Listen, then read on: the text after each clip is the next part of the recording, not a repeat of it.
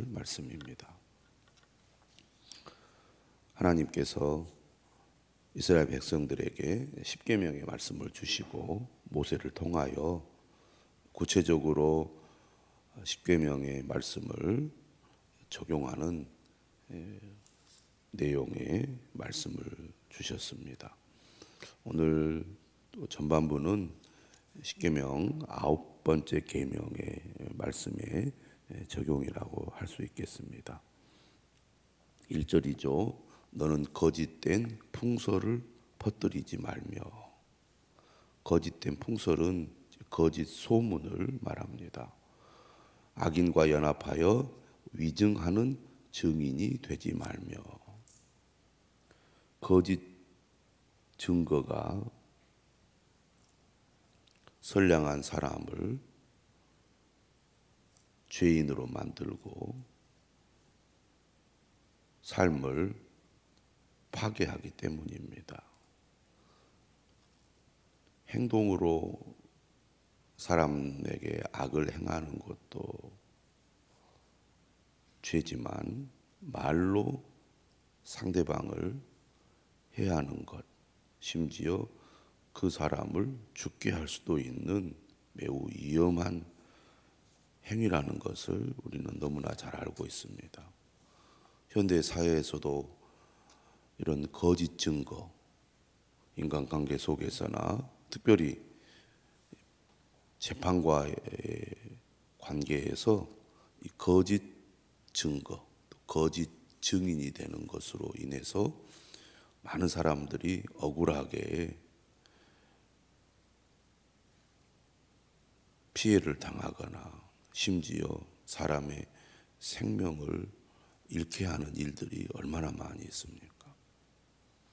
예나 지금이나 인간의 본성은 악하여 자신의 이익을 위해서, 자신을 지키기 위해서 거짓말을 하고 상대방에게 거짓으로 말하여 피해를 끼치는 일들이 자주 일어나고 있습니다. 또 우리는 이러한 위증하는 증인들의 말을 매체를 통해서도 자주 듣기 때문에 이러한 행동이 얼마나 악하고 위험하다는 것을 잘 알고 있습니다. 꼭 중요한 인물들이 재판과 관련돼서 심각한 문제를 일으킬 뿐만 아니라 일상생활 속에서도 우리는 크고 작은 죄들을 통하여 사람들에게 거짓으로 증거하는 이런 행동들을 할 때가 많은데요. 하나님께서는 이러한 죄가 악하다고 말합니다. 정직하지 못하고 거짓으로 자신의 이익을 위하여 상대방을 잘못했다고, 나쁘다고 말하거나 그렇게 증거하는 것을 우리가 해서는 안 될 것입니다. 2절 이하의 일들은 더 큰 문제죠. 다수를 따라 악을 행하지 말며. 송사에 다수를 따라 부당한 증언을 하지 말며. 이것은 한마디로 말하면 힘을 가지고 거짓을 정당화하고 또 거짓으로 자신들의 이익을 관철하려고 하는 겁니다. 모두가 다 그렇게 생각한다. 모두가 다 그렇게 말한다. 그러니 우리의 주장이나 우리의 생각이 옳다. 그럴싸하게 보이죠. 악을 선으로 포장하여 마치 악한 행동이 선한 행동인 것처럼 사람들을 속이는 행동입니다. 또 우리가 이런 힘에 굴복할 때가 많죠. 다수가 그렇게 주장하고 따라가니까 당연히 그쪽을 선택하는 것이 옳다. 이렇게 또 속는 경우도 있지만 자신이 살기 위해서 자신의 이익을 위해서 어쩔 수 없이 아니면 자신의 이익을 위해서 또 일부러 그쪽을 선택하는 잘못을 저지를 때가 있습니다. 오늘 1절, 2절 또 3절의 말씀은 이 공정성이라는 것은 곧 정의를 말하는 거죠. 정의로운 판단과 선택을 해야 된다. 다수가 주장한다고, 다수가 말한다고 그것이 꼭 옳은 것은 아니라는 겁니다. 옳고 그름은 숫자에 관계가 없다, 그런 얘기죠. 3절도 마찬가지입니다. 가난한 자의 송사라고 해서 편벽되이 두둔하지 말지니라.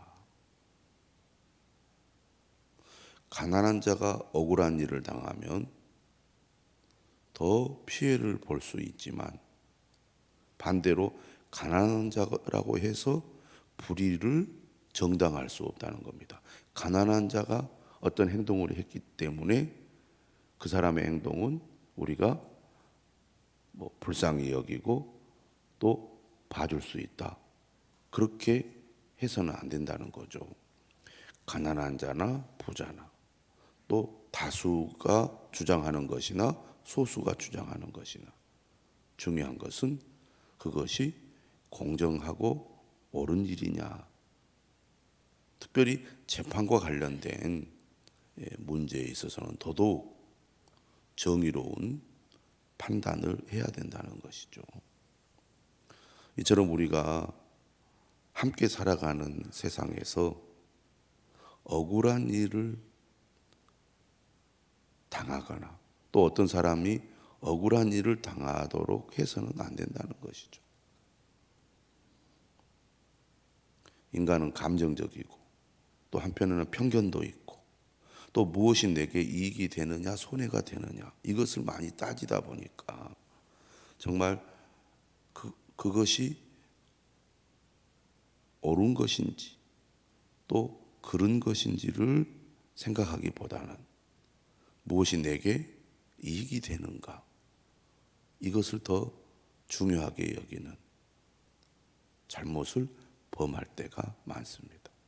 그런데 그것은 하나님께서 원하시는 것이 아니라는 겁니다.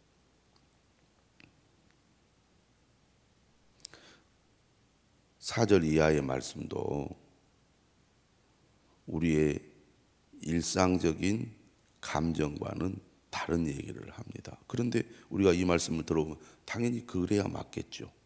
그런데 이것이 내 문제라고 생각을 해보면 우리가 하나님의 말씀대로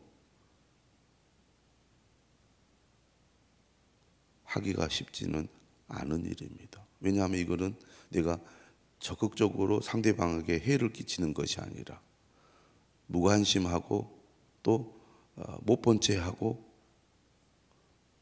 잘 몰랐다고 이렇게 둘러댈 수도 있는 일이잖아요. 네가 만일 네 원수의 길 잃은 소나 나귀를 보거든 분명히 봤잖아요. 반드시 그 사람에게로 돌려지며 저 사람이 내 원수의 소와 나귀야.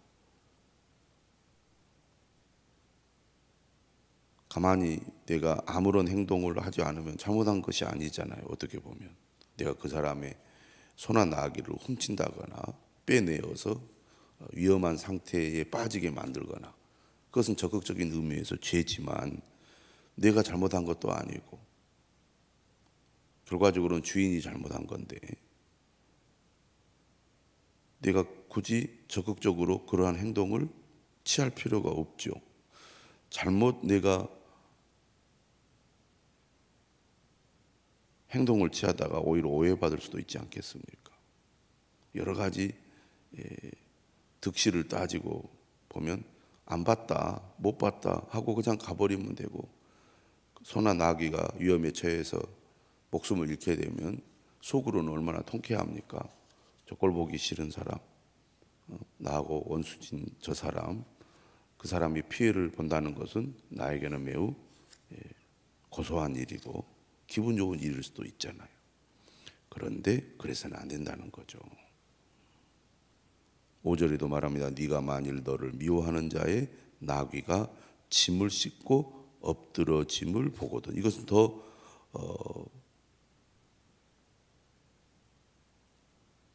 4절보다는 직접 이제 사람을 대면하는 거니까, 어떻게 보면 진짜 미운 사람을 맞닥뜨렸을 때 더 싫겠죠. 그리고 이런 경우는 어떻게 보면 그 사람이 생명의 위험을 겪는 것은 또 아니죠. 그 사람이 천천히 짐을 다 밑으로 끄집어내서 다시 나귀를 정상적인 상태로 만들고 다시 짐을 실어서 가면 되잖아요. 시간이 좀 걸릴 뿐이지. 그런데 5절은 뭐라고 말하느냐면 그것을 버려두지 말고 그것을 도와 그 짐을 부릴지니라, 이렇게 말씀하고 있습니다. 그러니까 1절에서 3절의 말씀은 정의의 문제를 다루고 있다면 4절과 5절은 자비의 문제를 다루고 있습니다. 그러니까 하나님의 말씀은 정의를 강조하죠. 정의를 강조합니다. 그러나 법은 정의만, 우리의 인간관계, 삶의 바탕에 정의도 중요하지만 자비도 중요하다는 겁니다.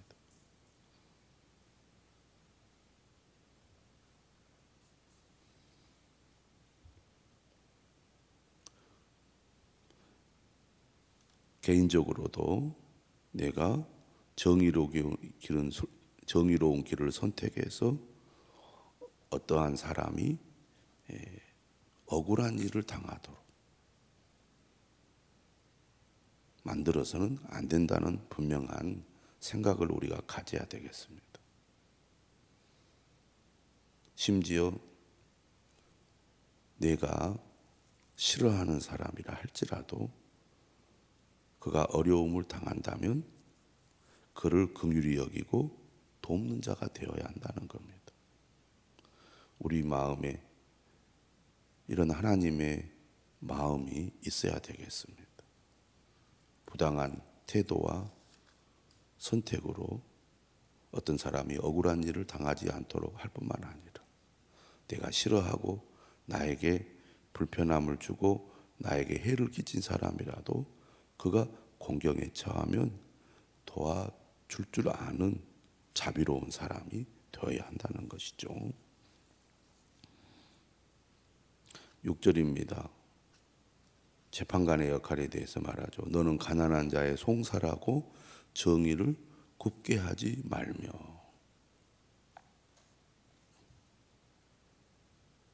거짓 일을 멀리하며 무죄한 자와 의로운 자를 죽이지 말라.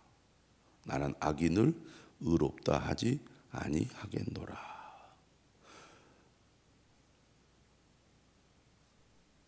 3절의 말씀과도 연결이 되죠.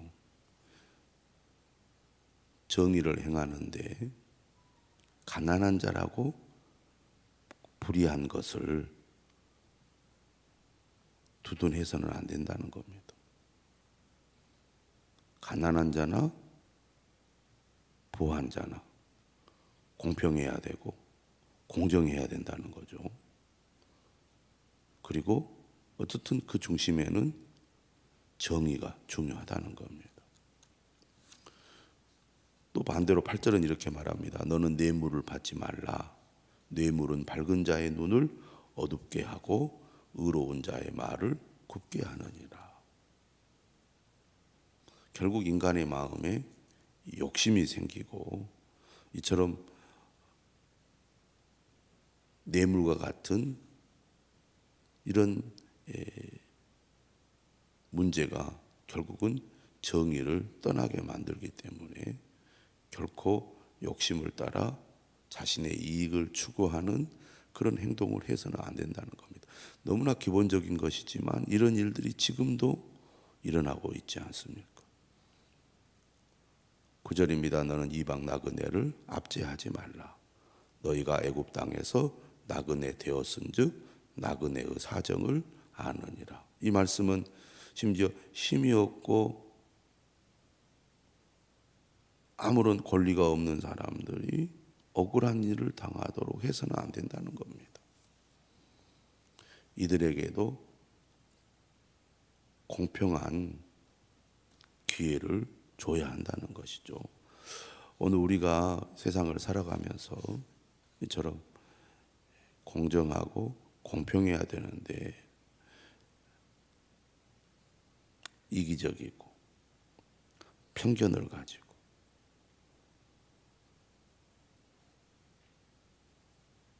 자신이 가지고 있는 기득권이나 이익을 지키려는 것을 더 중요하게 여기다 보니 공정성과 또 공평함을 놓치는 경우가 많은데 그것은 결코 하나님의 뜻이 아니라는 것을 오늘 우리 말씀을 통해서 분명히 알아야 되겠습니다.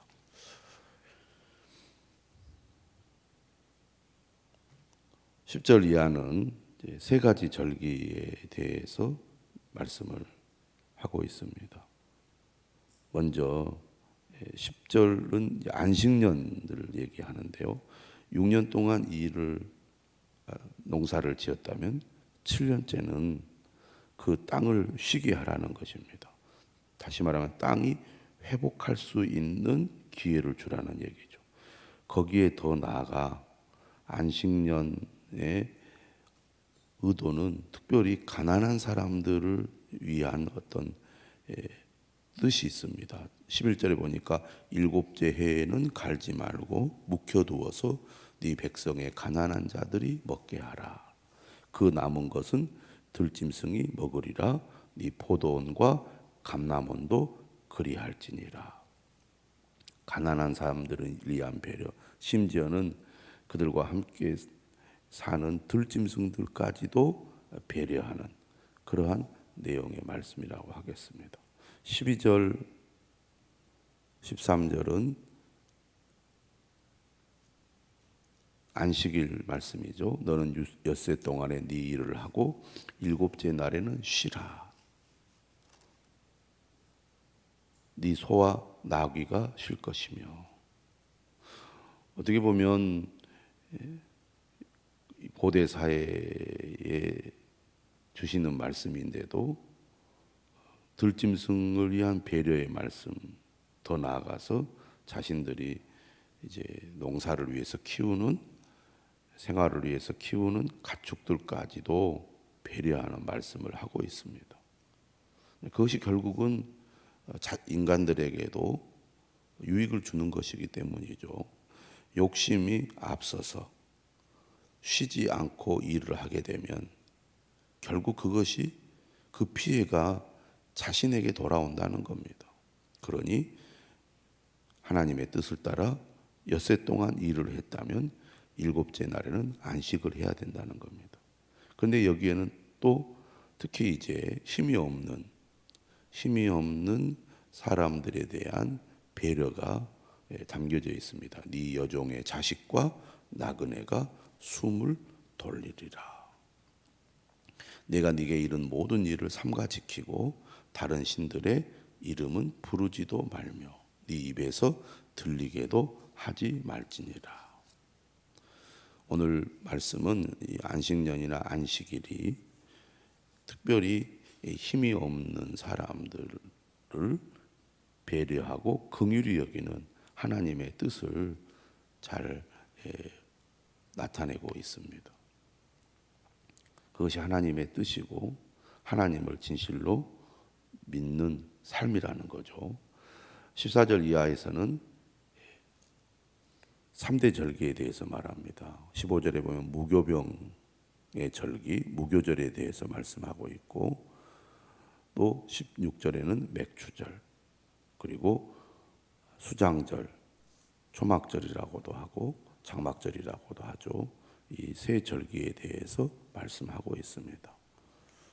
하나님의 은혜를 기억하고 그 절기를 지킴으로써 하나님의 은혜에 대한 감사를 드리라는 말씀입니다.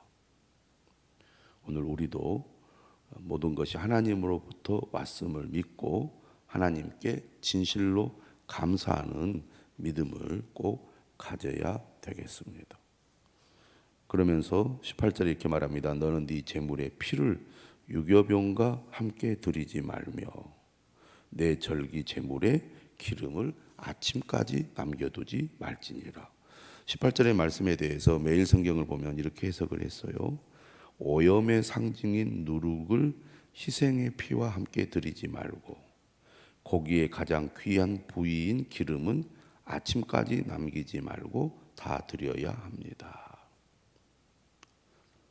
하나님께 드리는 제사와 제물에 이 거룩함이 있어야 된다는 것이고 또 가장 소중한 것을 하나님 앞에 드려야 한다는 거죠. 그래서 19절에도 말합니다. 네 토지에서 처음 거둔 열매의 가장 좋은 것을 가져다가 너의 하나님 여호와의 전에 드릴지니라. 너는 염소 새끼를 그 어미의 저주로 삼지 말지니라. 그래서 매일 성경에 어미 저주로 새끼를 삼는 것도 생명의 질서를 훼손하는 일이기에 금한다고 되어 있습니다. 이것은 이제 우상 숭배의 어떤 주술과도 관련이 있는 그런 말씀인 것 같습니다. 거룩한 예배 그리고 하나님이 기뻐하시는 진실한 예배가 되어야 한다는 거죠. 형식적인 예배자가 아니라 정말 하나님의 은혜에 대한 감사로 최고의 예배자, 최선의 예배자가 되어야 한다는 것입니다. 하나님이 내 삶의 가장 소중한 분이라는 것을 우리가 예배와 예물을 통해서 분명하게 표현해야 한다는 거죠. 거짓되고 형식적인 예배가 아니라 하나님은 그 마음의 중심을 보지 않습니까? 정직하고 진실하며 그리고 하나님을 기쁘시게 하는 마음으로 하나님께 예배를 드리는 참된 예배자가 될 수 있기를 주님의 이름으로 축원합니다.